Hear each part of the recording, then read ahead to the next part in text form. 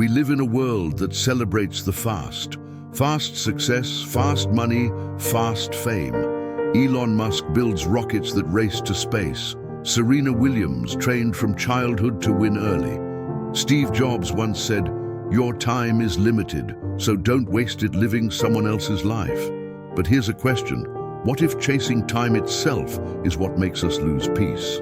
What if the secret to fulfillment isn't in running faster, but in slowing down? Stay with us till the end, because today, in the Life Coaching Tales, you'll meet Aaron, a traveler who stopped chasing time, and in doing so, found something far greater than success. He found peace. Aaron was 27, a traveler, a dreamer, always in motion. From city to city, project to project.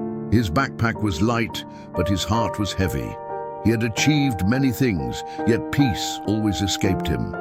He once said, "Every time I reach a milestone, I only see another one waiting." So one day, exhausted, Aaron found himself in a small mountain village in northern Nepal, a place where clocks ticked slower and people smiled longer. He checked into a wooden lodge overlooking a field of golden barley. For the first time in years, there was nowhere he needed to be. The next morning, while wandering along a misty trail, Aaron met an old monk sitting beneath a banyan tree.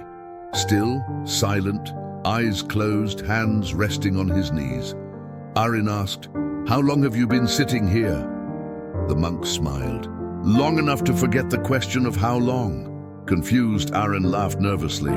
"I wish I could stop time like you."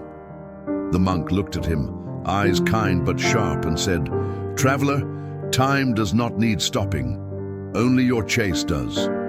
Then the monk handed Aaron a simple clay pot and said, "Fill this pot with water from the stream every morning, but walk slowly. If the pot breaks, you start again." A strange task. But something in Aaron's heart told him this was no ordinary test. On the first day, Aaron rushed. His feet stumbled on loose stones, water spilled, and by the time he reached back, the pot had cracked. Frustrated, he muttered, "This is pointless. I could finish this in minutes if I ran." But the monk only smiled, saying, "You run for results, not for peace. Try again, and this time, let the water teach you." So the next morning, Aaron slowed his steps. He noticed the way sunlight shimmered on the stream. He heard birds arguing playfully in the branches. He felt the earth soft beneath his bare feet. When he returned, the pot was full and unbroken. The monk said simply, "Today you carried water. Tomorrow, carry awareness." Days turned into weeks. The task remained the same, but something inside Aaron was changing. His breath softened, his mind quieted.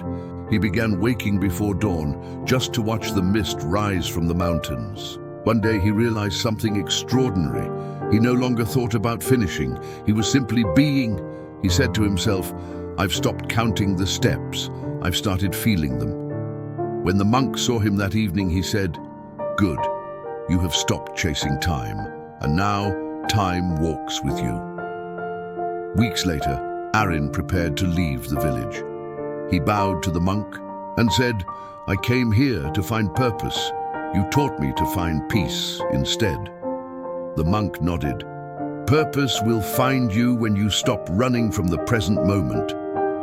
As Aaron walked down the trail, he no longer felt the weight of time on his shoulders.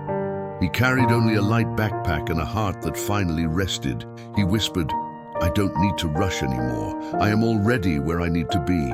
Aaron's story reminds us that patience isn't waiting, it's trusting. Peace isn't found in doing more, it's found in being here now. So, if you're always chasing deadlines, dreams, or the next big thing, pause, breathe, touch the moment you're in.